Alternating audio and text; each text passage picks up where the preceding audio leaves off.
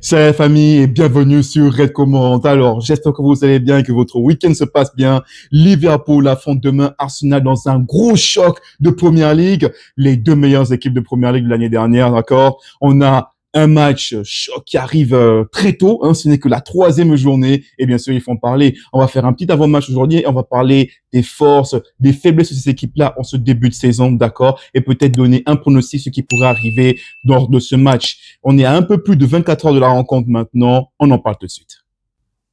Alors, donc, petit aparté, bien sûr, cette semaine, il y a eu les tirages au sort, en fait, de la Ligue des Champions, hein, et on connaît les 8 adversaires, en fait, de Liverpool. J'avais pas forcément, en fait, envie de parler de ça, hein, vu les deux premiers matchs qui ont été livrés par Liverpool.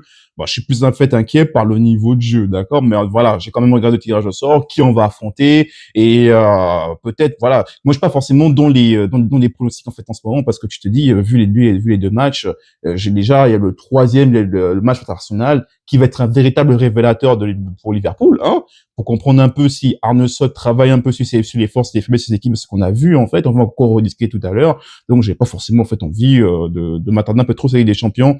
Déjà, le championnat, hein, déjà. Mais sinon, quand on regarde un peu les équipes qu'on va affronter, moi, je me dis que Liverpool, ils peuvent quand même faire un bon petit 15 points, d'accord? Bon, en la majorité, bon, les matchs compliqués, bon, les matchs compliqués, la majorité, c'est le Real Madrid.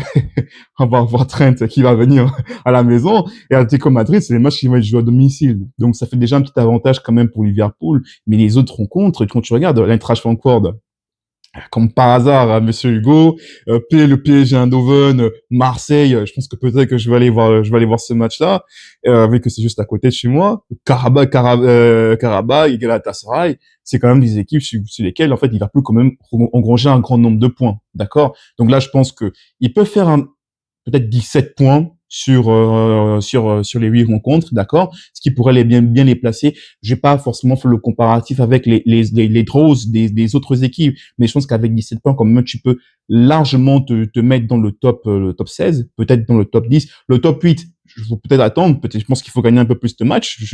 C'est un peu ce que je pense, d'accord? Parce que face à l'Inter quand même à l'extérieur, on verra un peu la tournure, on verra un peu la saison. Mais moi, je ne pense pas plus que ça. Je pense que Liverpool va aller au prochain tour. Maintenant, comment? Que ce soit dans le top 8, dans le top 16, on a vu que ça sert à rien. En tout cas, moi, c'est mon ressenti. Hein. Tu as fini premier, tu as affronté le Paris Saint-Germain, qui est venu te... On a vu la prestation catastrophique. Donc, moi, je pense que le plus intéressant, c'est bien sûr de sortir cette phase-là et d'arriver dans les phases finales. Après, est-ce que tu as envie de jouer un match en plus? Je ne sais pas. Mais je pense que ça va quand même sentir bon quand même pour Liverpool, vu les affiches, en fait, tout simplement. Bon, maintenant on peut parler de notre rencontre de demain. Le choc, d'accord, qui est tant attendu. Liverpool, Arsenal et Tottenham sont les équipes qui ont congé 6 sur 6 voilà, pour ces deux premiers matchs, d'accord. Donc, on peut dire qu'on a des équipes en forme. On peut dire, hein. Bon, déjà, en parlant d'Arsenal. Arsenal, moi, j'ai regardé l'heure de match. Ok, moi, je me suis intéressé surtout en fait au match face à Manchester United. J'ai envie de voir un peu ce qu'ils avaient proposé, d'accord. Même si c'est vrai que les équipes ne sont pas forcément en plein régime. Donc, mais voilà, tu te demandes voilà comment Arsenal va aborder ça, vu que voilà, il y a quand même eu un bon mercato de la part d'Arsenal. Je sais pas comment ils vont jouer. Ben, le premier match, c'était pas bien. Ils n'ont pas forcément livré une bonne rencontre. J'imagine que les fans d'Arsenal sont contents parce qu'ils se disent que c'est quand même intéressant de gagner ce genre de match, même si c'est difficile, il faut gagner. On appelle ça peut-être la chance du champion. Je sais pas, d'accord? Mais ils ont quand même gagné ce match. 1-0, le but était quand même un peu douteux, mais la prestation n'était pas aboutie. Manchester United aurait dû gagner. Leur deuxième match, par contre, était vraiment marqué par tout ce qu'on voit, en fait, d'Arsenal. C'est une équipe qui produit un jeu magnifique. Arsenal, c'est un club, moi, j'adore vraiment leur football. Ils produisent vraiment ce qu'on appelle vraiment le football moderne. OK? Vraiment. Et ce match, en fait, face à Leeds, voilà, c'est peut-être Leeds, hein, il y a eu 5-0, tout ça, mais c'était vraiment du Arsenal. Et qu'est-ce qu'on sait de Arsenal? Voilà, leur 4-3-3 là, parfois 4-2-3-1, ça dépend en fait des joueurs en fait qu'il a. C'est une équipe qui s'est pressée, qui presse haut, d'accord? Faut savoir qu'ils font partie de l'année dernière, c'était le top 3 en fait des équipes avec le meilleur, les meilleurs, on devrait dire les plus bas PPDA, d'accord? Donc en fait, ils font quand même un gros pressing. une équipe qui adore faire du build-up très bas. Ils font du build-up vraiment, ils partent de très bas. Ils ont une assise défensive intéressante et des joueurs, en fait, au milieu de terrain qui permettent une grosse fluidité, en fait, dans le jeu. C'est vraiment beau, en fait, ce qu'Arsenal fait. Et tu vois que, dans leur jeu, ce qui leur manquait beaucoup, c'était la verticalité dû en fait à l'absence d'un véritable numéro 9 parce que tu joues bien mais tu procures pas d'occasion. Ce qui a été aussi un bourreau, je veux dire ça comme ça, dans leur quête de titre parce que t'as beau être bon défensivement, ils ont la meilleure défense d'Angleterre. Cette charnière défensive de Saliba Gabriel, elle est incroyable. Hein. Moi, je l'adore, moi franchement. Et je pense que bon, c'est meilleur pour moi que Konaté Van Dijk largement. C'est vraiment la meilleure défense. Hein. Mais en tout cas, tu as une très belle assise défensive, mais par contre offensivement, si tu ne marques pas, c'est vraiment difficile de gagner le titre. Et je pense que c'est vraiment ça plutôt qu'à péché. Hein. Ils avaient Mourinho comme attaquant à partir d'un moment, faut te dire les problèmes, tu vois, faut te dire les problèmes au niveau des armes offensives, en plus d'avoir des blessés, et ça encore, non, avec Saka aussi, qui était, mais c'est une bonne partie, en fait, de la saison. Mais une équipe qui a un très beau style et qui est capable de varier, qui est capable vraiment de varier, hein. Ils savent jouer bas, en plus, d'accord? Le bloc bas aussi, il est quand même super intéressant. Et c'est une équipe maintenant qui sait aussi appliquer beaucoup de verticalité, bien sûr, parce que ils ont recruté Mister, voilà, je pense il fait ça comme ça, voilà, Mister Beau Gosse là aussi. Ça m'a trop fait rire son but là. Voilà, mais il faut laisser un peu de temps au gars. Bon, il vient d'arriver, il a quand même mis son premier but, il a bien mis penalty, mais Gyökeres, voilà. Moi, je me dis quand même que c'est un très beau profil à ajouter en fait à cette équipe-là. Pas forcément une très grosse qualité technique, mais par contre, quand il faut marquer, je pense qu'il peut compter sur lui. Il est physiquement prêt aussi, c'est quand même. Donc, une grosse arme de cette équipe-là. Mais pas seulement que ça. Avec les recrutements en fait qu'ils ont fait, maintenant Arsenal ils ont de grosses armes en fait offensives, bon, grosses armes offensives. Tu me diras, il y a quand même Eze, il y a quand même Madueke. Je pense qu'ils sont en train de conclure en fait l'achat de notre défenseur en fait aussi pour se renforcer. Et voilà, on a maintenant une équipe qui a une palette offensive super intéressante. Avec Martinelli, si tu ajoutes en fait cela, ce qui fait que quand tu regardes au niveau des joueurs perdus, parce que ça c'est quand même quelque chose, un bémol pour eux, donc qui va quand même représenter une faiblesse pour demain, tu perds Odegaard et tu perds Salah, Saka, avec Havertz aussi. Et quand même, Saka, tu perds en fait une qualité super importante sur les coupes d'arrêté, on va en parler, et tu perds ton numéro 8, 6 là, Odegaard. C'est quand même une pièce importante en fait de leur jeu, qui va, je pense, être remplacé par Mourinho, vu qu'il y a quand même Zubimendi et des déclarations en fait qui sont là, qui sont en force. Du coup, belle équipe en fait Arsenal qui a fait un recrutement en fait intéressant, un recrutement en fait qui est cohérent par rapport en fait à leurs objectifs et qui ont des armes super intéressantes pour faire mal à Liverpool et une qui me fait vraiment peur, on la connaît tous, sont les coupes d'arrêté, c'est FC Corner en fait, FC coup franc Arsenal. Mais c'est incroyable. Là j'ai encore vu le match face à Leeds là. Chaque coup de pied arrêté, c'est dangereux, en fait, avec cette équipe. Et, t'as des joueurs qui sont bons pour ça, t'as des joueurs qui ont une bonne qualité technique aussi pour ça. Et il y a des Clarence quand même qui donnent de très bons sons, même si Saka, il est pas là. Mais vu la tactique qu'ils mettent en fait en place, va falloir vraiment travailler dessus. Hein. On peut pas continuer à mettre des Salah qui défendent sur des Dan Burn là, qui fait 2,04 m, alors que l'autre il est à 1,75 m, je crois. C'est pas ça marcherait. Si tu fonctionnes comme ça va pas marcher. Hein. Parce que les Gabriel et les Saliba là, ils vont venir, ils vont. Non mais je suis désolé. Moi, à chaque fois que je regarde en corner, moi je me dis qu'à chaque fois il y aura un but. Ils sont vraiment bons sur ces phases-là et leur système défensif, comme j'en ai parlé aussi, c'est vraiment très bien. Et vu le jeu en fait qu'ils proposent, il faut au moins rehausser le niveau au niveau de la qualité technique pour Liverpool. Ce sera vraiment intéressant, ce sera vraiment important, je veux dire, face à cette équipe qui arrive avec de belles armes, un peu diminuées quand même, mais qui physiquement, je pense, a ce qu'il faut pour faire un très bon match. Bon, parlons maintenant de Liverpool. Bon, moi j'ai fait des débriefs. Hein. Si vous n'avez pas regardé, n'hésitez pas en fait à les revoir. Hein. On a été tous ça. Hein. S'il faut avoir une bonne mutuelle pour supporter Liverpool, parce que à tous les matchs maintenant on stresse on stresse comme des fous là, avec les scénarios incroyables. Premier match, tu mènes 2-0 tu te dis que ça va, il faut gérer, il y a des shot slots, 2-2. Tu te demandes comment on va sortir tu vois comment on va sortir de cette impasse-là, hein, face à Bournemouth. Et là, on sort d'un match scénario incroyable face à Newcastle, tu t'es fait bouffer pendant 90 minutes, d'accord? Que tu sois en supériorité numérique ou pas. Tu t'es fait bouffer et tu menais quand même 2-0 à 10 contre 11. T'as quand même réussi à te faire reprendre. On a failli perdre le match. Et heureusement qu'il y a eu notre Wonderboy, Rio à la fin. Belle frappe, beaucoup de maturité à la fin avec ce geste magnifique de ce Moussa qui laisse passer le ballon. On était tous comme des dingues avec ce scénario-là. Moi, j'étais super content à la fin, mais extrêmement frustré par la performance parce que Liverpool ne jouait pas bien du tout. Ne jouait pas bien. Le jeu n'est pas beau, hein. Le jeu n'est pas beau.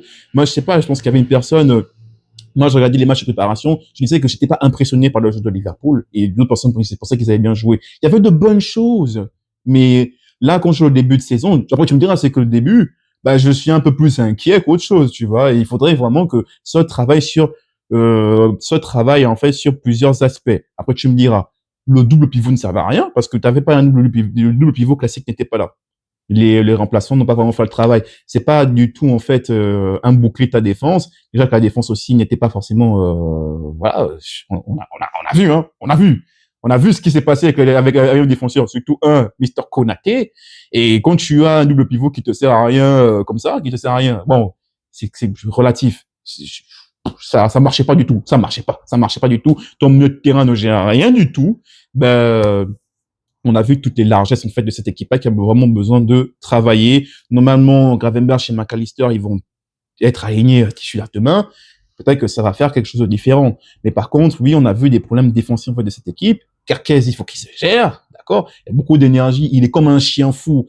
Et j'aime bien l'état d'esprit du joueur, mais par contre, muscle le jeu, c'est important. Le but qu'on a pris, qui a relancé en fait Newcastle, normalement ce genre de choses, il faut pas le faire normalement pour un joueur en fait. Moi je pense que c'est un joueur qui a beaucoup de niveau, hein. Il est vraiment très fort. Et je crois qu'il peut faire vraiment beaucoup mieux. Konaté, il faut qu'il se gère.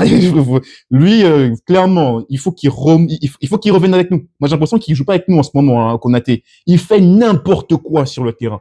Mais vraiment. Et je crois que et si on ne, bon, bah, je crois non. Si on n'a pas ces joueurs-là, comme Konaté qui mettent la barre un peu plus haut, on va vraiment avoir du mal hein, face à Arsenal. On va vraiment avoir du mal.